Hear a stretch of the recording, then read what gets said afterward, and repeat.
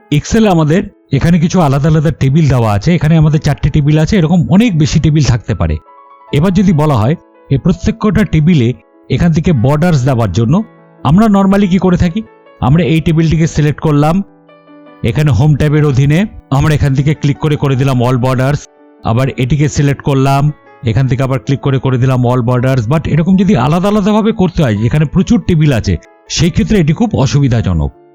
আমরা যদি চাই যে সবকটা টেবিলকে একসঙ্গে সিলেক্ট করে বর্ডার করব, তাহলে যে প্রবলেমটি হয়, এখান থেকে আমরা যদি অল বর্ডার্স করি তাহলে দেখুন এখানে মাঝখানে যে ফাঁকা জায়গাটি আছে দেখুন সেগুলোও কিন্তু সব বর্ডার হয়ে যাচ্ছে। তাহলে আমরা কি করে এরকম ফাঁকা দিয়ে আমরা টেবিলসগুলিকে বর্ডার করে ফেলতে পারি একবারে?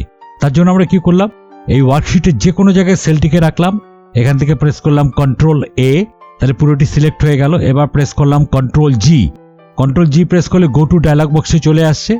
এখান থেকে আমরা চলে গেলাম স্পেশাল, এখানে বললাম কনস্ট্যান্ট, এখানে করলাম ওকে। তাহলে দেখুন যেগুলি কনস্ট্যান্ট খালি সেগুলি ফিক্সড হয়ে গেল।